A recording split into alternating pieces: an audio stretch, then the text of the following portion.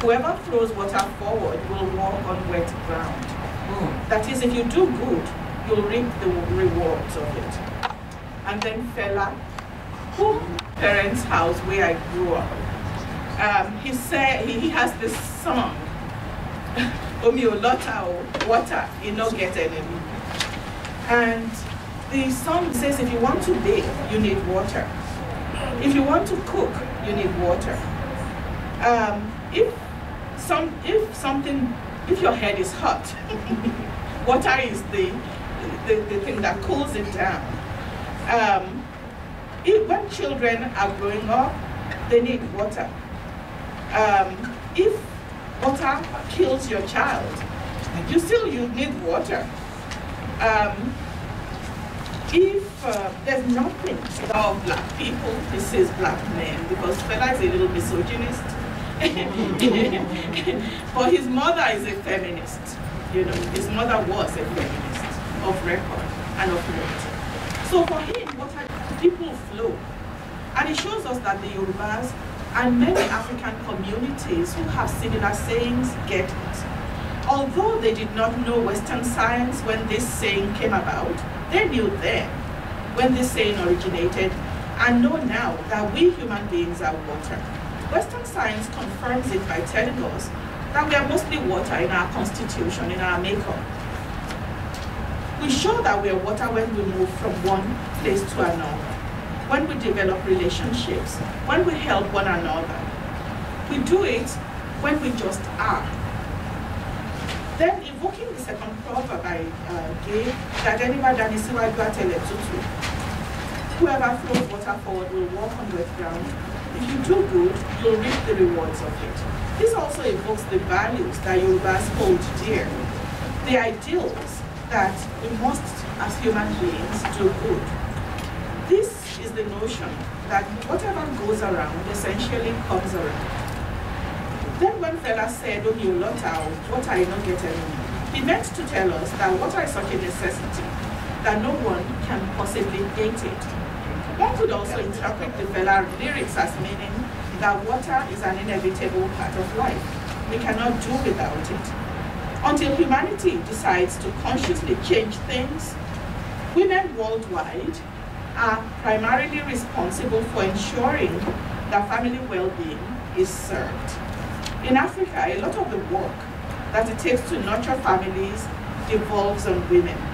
Finding water, fetching it, using it, and making sure that there is enough for the needs of the family are all tasks that women take on, mostly assisted by the children in their families and communities. And most families and communities actually impose this work on girl children.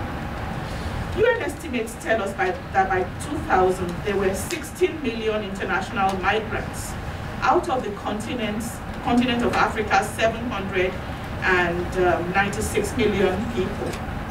This was an increase from 9.4 million out of 277 million Africans in 1960.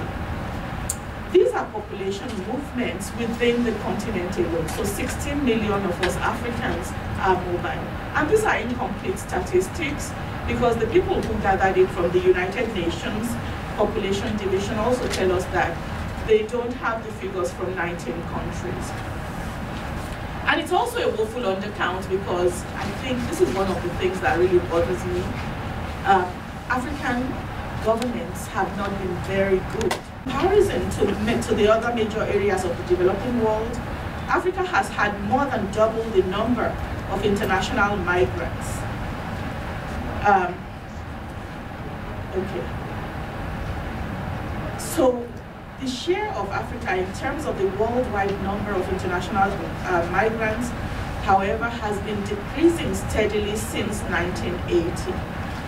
And in 1980, the figures that they gave is that it's about 14% of Africans, of all populations moving.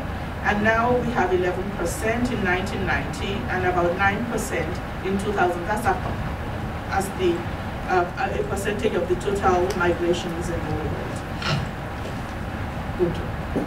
So in the last 20 years, Africa's share of the world migrant population has been decreasing. But we shouldn't kind of be very comfortable about this. There are a lot of other statistics that I have. I only have 10 copies of this. If people are interested, they can look at it. I didn't collect it. The Migration Policy Institute did, and they did this from UN figures. So I have those figures here that show you the trends from 1960, from 1990 to 2000. So people can take some if they want. And I say human beings move around for many reasons. Economic crisis, driving the need to attain a better life is one reason why people move. Some such migration is caused by lack of economic opportunities. Some of the migrations are caused by environmental degradation and climate change, and some by food insecurity, some by the need to find a safe haven from war, from persecution, and from crisis. The United Nations Economic Commission for Africa agrees on this. And today, I think that all these reasons can be classed under the heading of globalization, which is moving people from less to more affluent, less secure to more secure areas in the world. And many of those effects are more glaring today, but the processes have been with us for a very long time. We have just decided to begin to notice them more intensively and to focus on these effects more systematically. In testament to the long-standing nature of migration as a human phenomenon, we can find many illustrative examples in the African continent. And I started off as a student of history, and we talked about great migrations in the African continent that occurred as a result of innovations that human beings made in their lives in kind of trying to relate better to the environment. So during the Iron Age, people moved, and during the subsequent ages of innovation in human history, I will not also concentrate on this. But a lot of movements occurred when wars of conquest were waged by expansionist states, forcing the people who were determined to escape this crisis that they set in motion to flee in search of refuge. You're going to ask, what does this have to do with women, water, and migration? A lot, and I'm going to get to that. There was also the transatlantic slave trade, and the trade in slaves that went via the Indian Ocean on the eastern part of Africa, and the one that went through the Sahara. Some scholars call those forced migrations. I do not like this phrase, forced migrations, to describe the enslavement of people and their removal from their homes, their loved ones, and even the continent to feed the big mouth of commerce. Men, women, and children were enslaved, and we should use those words to capture the genocide that occurred as a result of these movements, not forced migrations, because it kind of simplifies it in a way that's not necessary. I'm not going to focus on the slavery-imposed movement of African peoples, however, but I'm going to look at contemporary diasporization and the migrations that I recalled before as caused by prolonged economic crisis, drought, desertification, and the environmental degradation that these and many other phenomena have caused in the African continent. According to experts like Aderonti Adepoju, who focuses on migrations within the African continent, increasingly African migration is feminized. That is, more women are moving than men. And an expert from the UN population population-focused institution agrees. Her name is Slotnick. In the past, men moved first, their spouses followed, they said. Today, women are not only moving, many are leaving their husbands and children at home and becoming the primary breadwinners for their families when they move outside the continent. Some of these movements are very disturbing because they have to do with the trafficking of people who are looking for alternative livelihood strategies for their families. I'm also not going to concentrate on that, but it's important that we mention that this is part of the movements that women are making out of desperation. Okay, so Zlotnick tells us that female international migration within the continent of Africa was lower in the than in the other world regions in 1960, but that by 2000 it constituted about 46.7% of the 16 million migrants in the continent. This is a figure that outpaced Asia's 46% and Latin America and the Caribbean's 45%. There are other areas of the world that have over 50% female migration, but Africa is closely following those in its 46.7% of total migration within the continent figure. Zlotnick also tells us that statistics demonstrate that increases in the female migration. Look at these movements, there are also regional differences as a result of deliberate government policy. So that you see that in the Southern Africa region, 30% of the population movements were women in 1960, 42% in 2000. West Africa has the highest, 41 to 42% in 1960 and 48% in 2000. North Africa, by comparison, experienced a decline from 49.5% in 1960 to approximately 43% in 2000. These are UN figures, based on the fact that they are also saying that they don't have complete information from about 19 countries. Okay, so I see many of these movements as part of the way in which the operation of the capitalist economy that we have in the world today compels rural and urban migration, such that people who were left behind in rural communities are predominantly women, children, the elderly, the sick, and the disabled. And those who are unable or unwilling to do the available menial jobs that Africans are recruited for in the world economy.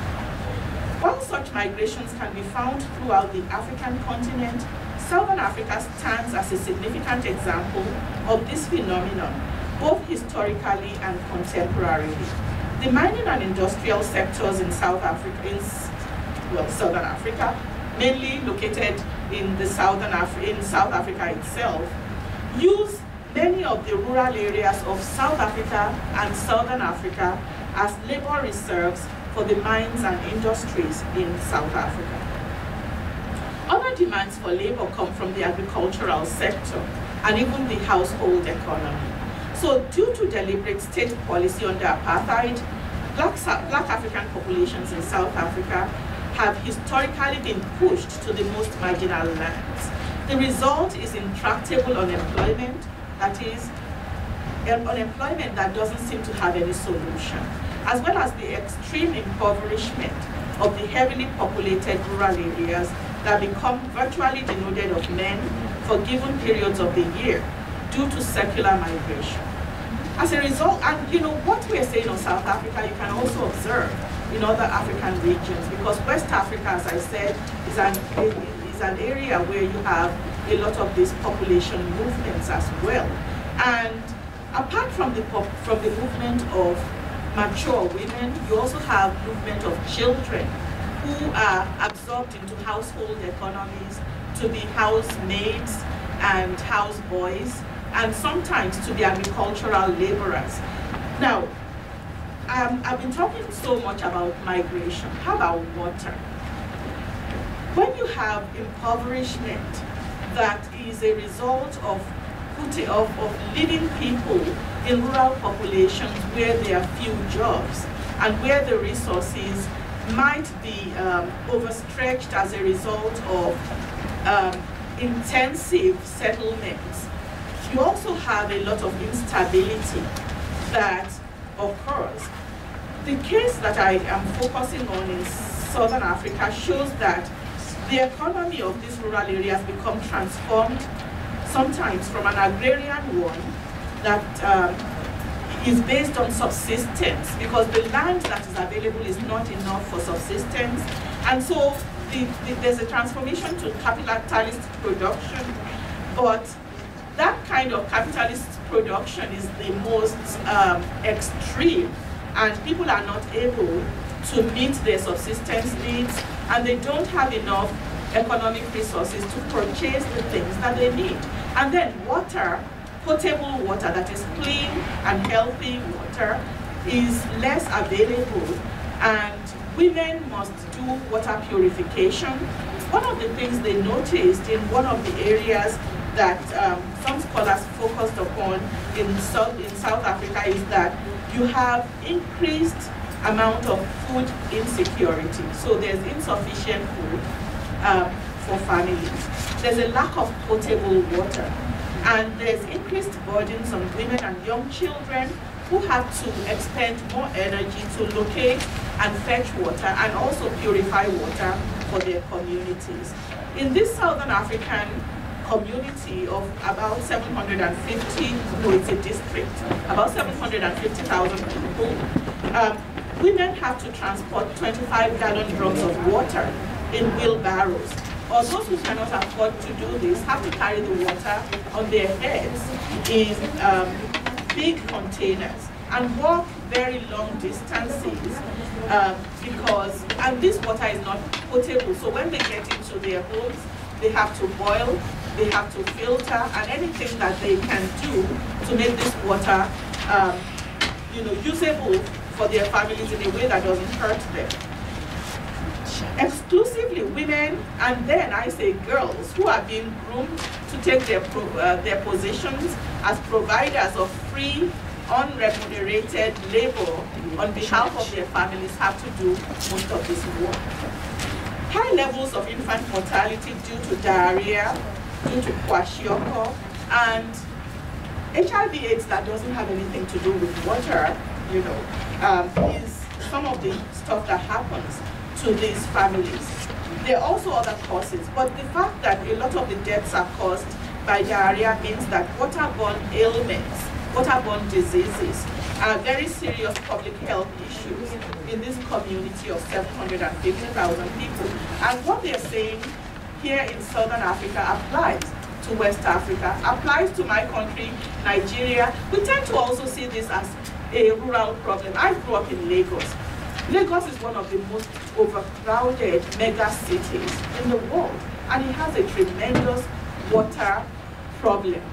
Because if you live in Lagos, you have to buy water, or you have to make a borehole if your house belongs to you.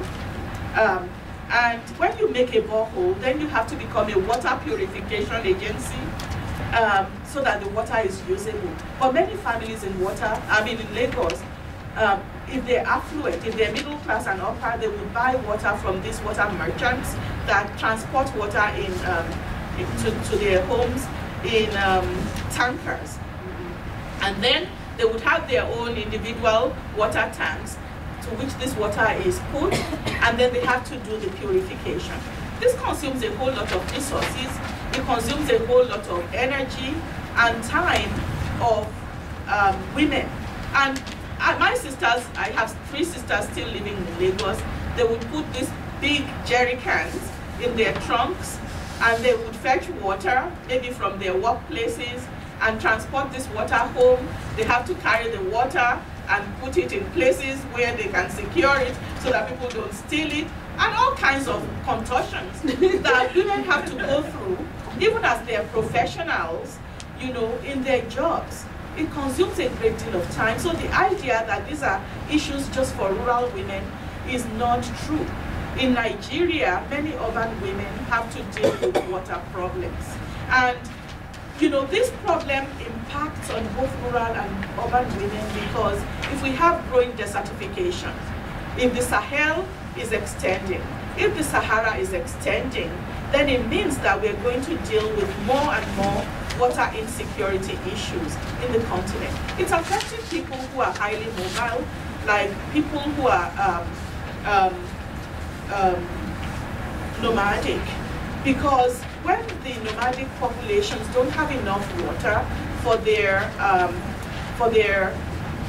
for their own use and for the use of the animals that they raise, that are an intricate part of how they sustain their communities. They're going to encroach on land that, you know, more settled populations have. And you have these causing problems of conflict between people who say, you know, these are newcomers. Never mind the fact that some of these movements of the nomadic people have happened, you know, for millennia, you know, and people who are more settled, who feel that this land belongs to them and the water on the land they must use, they're having conflicts. African governments have not responded either appropriately or adequately to many of these challenges. And so you have eruptions of violence that occur in these communities that cause a lot of devastation to lives, to property, and to the well-being of people. So issues of how to deal with environmental degradation, with people's security of access to clean water and to reliable water supplies are issues that tie all communities in Africa together, whether they're rural or urban. Now, for rural populations, because of the wanton neglect that has occurred as a result of colonial policy that continue today at the ball, and we need to again refocus attention to the crucial nature of water and the need to access it reliably as one of the most important issues that the African continent faces today. I think it's atrocious that there are people who are profiting by selling water, and it's also causing other environmental problems because, for example, you have some of these commercial concerns that either bottle water or put water in disposable plastic containers that people, and they're not bottles, they're like the plastic, made from plastic sachets. They have started, these sachets have now become part of the, you know, detritus that's floating around many African communities. And this is, you know, this plastic doesn't degrade. So, and we don't deal with it. You know, it's called pure water. You know, so we feel that we have made a breakthrough, and this is a livelihood strategy for some women too, and men. It's a good thing that people are making money, but we need to think about how we are going to recycle if this is how we want to go. But I don't think that this is a sustainable strategy if we want to solve the problem of access to clean water in the continent. And we need to think about it not just as government working top-down or international organization that wants to go and help the Africans again, but we need to bring together local communities, especially women, to figure out how we are going to solve the water problem. And then again, I have to say that this profiting from water is something that came about with the structural adjustment programs that came to solve African indebtedness. Instead, what I see is creating opportunities for some to profit and other people to use more of their meager resources to access clean water. Okay, so I think the problem of water remains a challenge for us, and we must think about this as something that links the rural and urban communities together. I think due to the gendering of society, in a manner that domestic work and the work of raising children, caring for the sick, all of these things need water. Because this work devolves exclusively on women or more heavily on women, the burden and challenges of access to water, the work of purifying the water, and I know I'm repeating myself, and stretching sometimes very meager family resources to purchase water because it falls on women exclusively. We have to think of this as a problem not just for the women who are doing this because they have to, but a problem that affects each and every one of us, men and women. I have 5 minutes. Wow. Okay. Some of these problems of migration affect people who we have decided to classify as refugees. The number of refugees in the continent of Africa has escalated progressively from 79,000 people in 1960 to 6.4 million people in 1995. Again, remember, it's an undercount. Because in the 1990s, some conflicts that occurred in the continent were resolved successfully.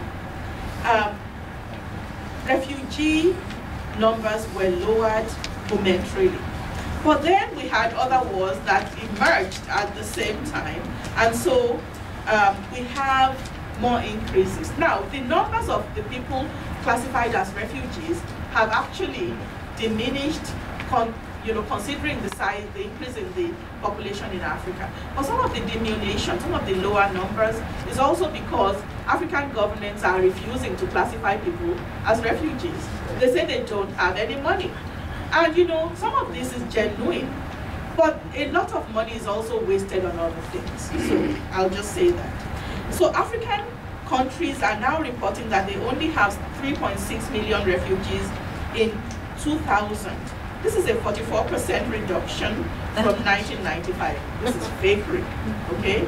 Because the refugees exist, but people don't want to classify them as such, because if you classify them as such, you have to take care of them. So local communities, some of them who are really struggling with nitty-gritty livelihood issues, are also having to help informally to take care of refugees that governments are not classifying as such, so that they don't have to bear financial responsibility.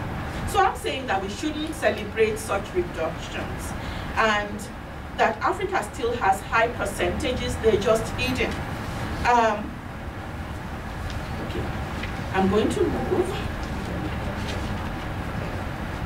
I want us to capture the essence of our discussions this morning as involving what scholars have couched as the impact of climate change on development and human welfare, particularly in developing countries. All of us are aware that we've had sudden, inexplicable, and severe weather swings back and forth. Sometimes it's hot when we expect it to be cold. Snow doesn't fall when we expect it. The ice caps are disappearing. There's also a lot of threats that this is contributing in terms of flooding, in terms of some communities actually thinking that they're going to be buried by water. So many people's way of life, their survival, their communities are being threatened in strange and inexplicable ways that is causing a lot of threat to their lives and to their well-being. These extreme weather events, as some scholars call it, involves storms, floods, and hurricanes. So where there's insufficient water in some situations, we have water everywhere for some people and not a drop to drink. So you might have, massive amounts of water and you still don't have the capacity to use that water in a way that sustains life. Instead, it becomes a real threat and danger to communities. There are also many gradual environmental changes. There's the drought that comes from desertification. And in West Africa, since we are very close to the Sahara and many of our countries are in the Sahel, we have these threats that's kind of waiting to pounce on us. Many people are suffering from the effects in very real ways. So we have to think of how to balance these issues. The fact that some people have too much, the fact that some people have too little, and how do we help every one of us? I think we have to step in and help ourselves. First of all, we don't pay too much attention to governments. Well, I'm out of time. We put pressure on governments. We have to organize, not agonize.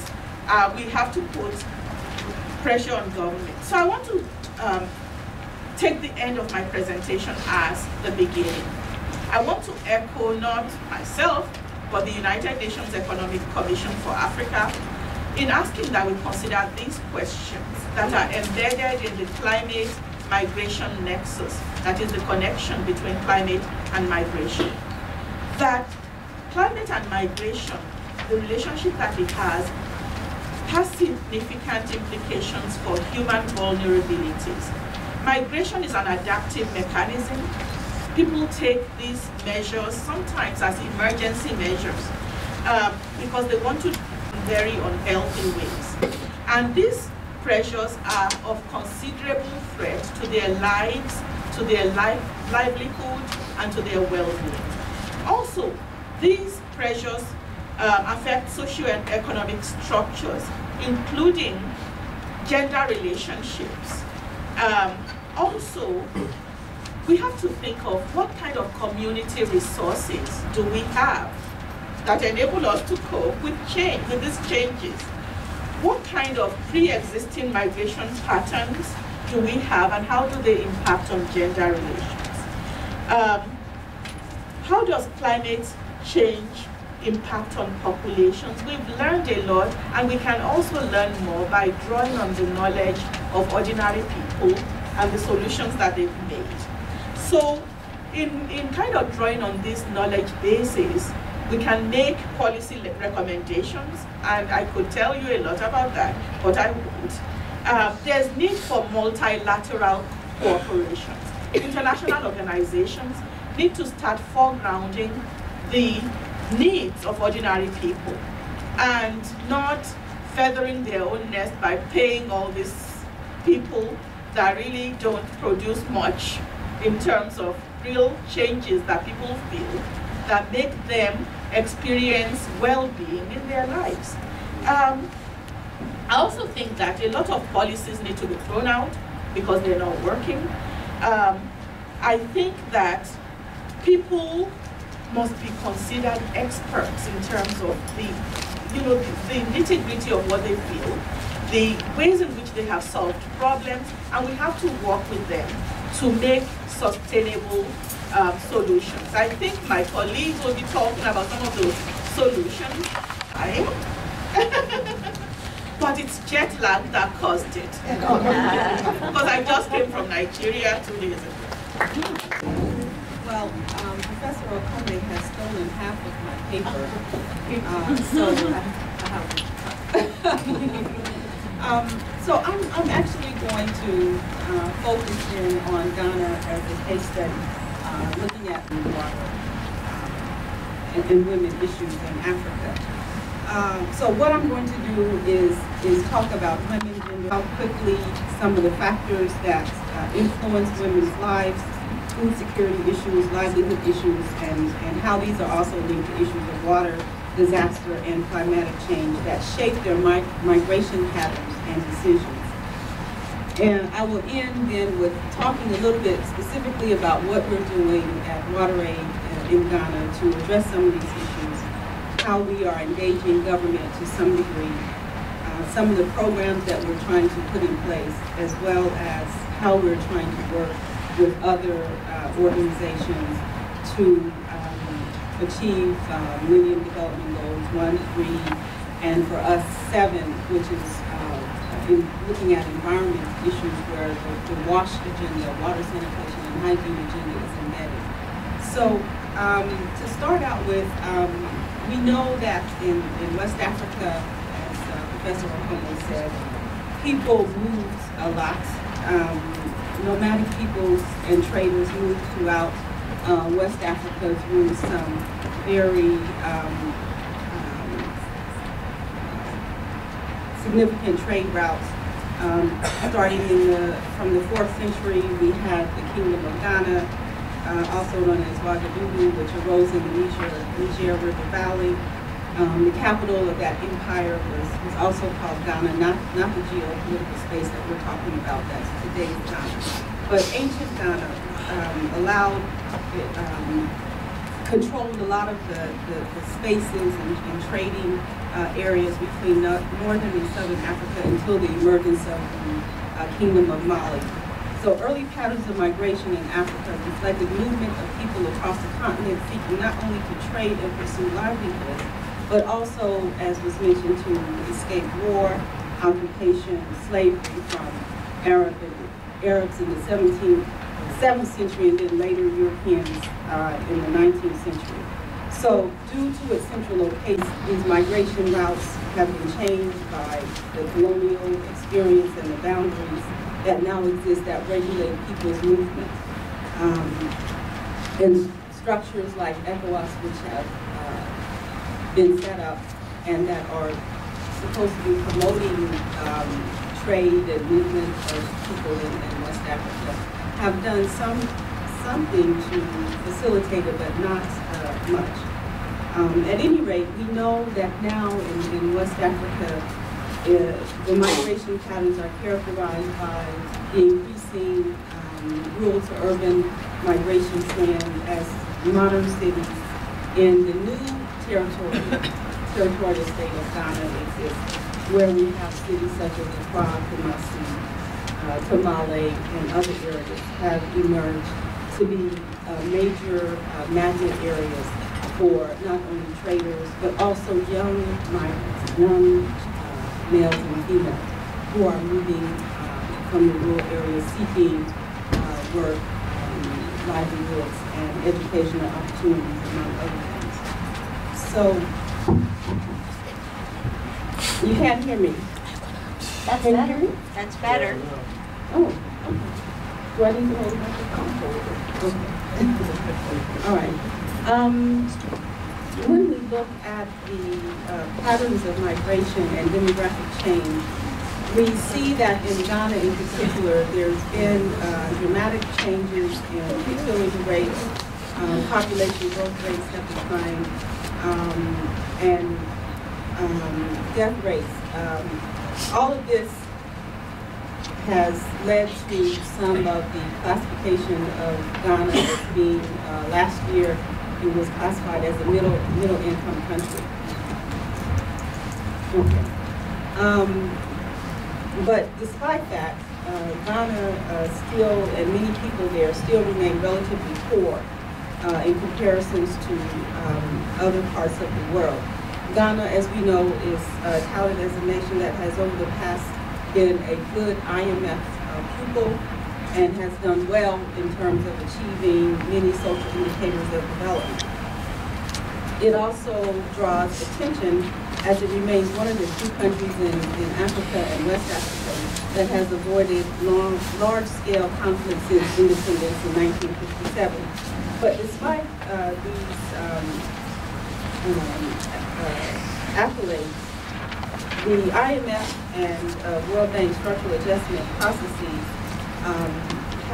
have shaped the Ghanaian economy, and you know, there are many scholars who have critiques of structural adjustment and whether or not it has benefited the majority of people in Ghana, and that at a micro, that some of the indicators have been pretty much measured at the macro level while not looking at micro level measures of people's material well-being. They also argue that the impact of structural adjustment programs in Ghana on the poor and vulnerable groups in both rural and urban areas has been disturbing, both pro and con in terms of structural adjustment. So when we talk about water migration and gender issues in Ghana, there are several concepts that are contested. Of course, gender is always one that is contested. Issues around integrated wash, water, sanitation, and hygiene, the informal sector, rural-urban migration, urbanization. All of these concepts have provide lens through which we have to look at what is happening in Ghana in terms of migration and people's access to water, sanitation, and hygiene. But nevertheless, there has been this rapid urbanization, and so people have been moving for one reason or another. And what we find, and the work that we do with WaterAid, including in urban areas is to work with communities to try to provide water, sanitation, and hygiene services in many of the urban slums that are there. So a lot of times when people come to Ghana, they go on their nice tours, but they don't oftentimes make it to some of the urban slum areas and communities that exist, and they are there in all of the major cities.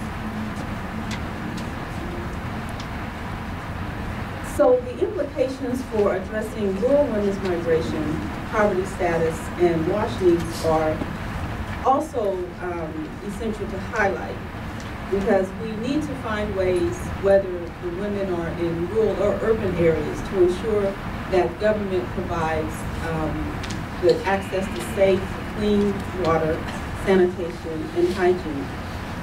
As is known, many of the women and men, particularly from northern Ghana, migrate to the southern part of the country only to find themselves settling in these urban slum areas that I mentioned. And the women and children are engaged in petty street trading, and they live often in extremely hazardous places and environmentally unsafe and unsanitized areas. Ghana, like most of Africa, is still predominantly rural, but as stated above, it is urbanizing very fast. As urbanization proceeds in Africa, the city and the countryside become differentiated in many ways, and understanding the migration pattern between these two areas becomes increasingly important. The study of sex differences in migration has emerged as a topic of growing interest among researchers over the past 2 decades. Yet, as Reed and others know, few of these studies have focused on migration within national boundaries, and fewer still have examined moves by both men and women across the lifespan or life course. So when we talk about migration, oftentimes people give you a picture, a snapshot of what people's lives are at a point in time, when in fact people's movements and migration patterns have sometimes been over generations, even within families. And people who are, the young people who are now migrating and moving, you can talk to them and find out that they've moved around, for many years. So they have different experiences at each point in time in their life. So this is very important also to look at when we talk about migration, looking at people's life histories around that issue. So much of the existing research on migration in less developed countries also has focused on this rural-urban migration and urbanization. But internal migration includes more than movement from rural to urban areas. Recently, more attention has been paid to other types of migration, from rural to rural areas, from urban to urban areas, and then the urban to rural areas. So the degree of urbanness also becomes an issue, because there are no longer just pure, strictly urban and rural areas. You have peri-urban and other concepts and locations that are now there. And regardless of where people find themselves, our work in Water Aid is to provide water, sanitation, and hygiene wherever the poorest and most marginalized are located. So another concept that's important here is the concept of step migration, or the sequence of moves from smaller communities to larger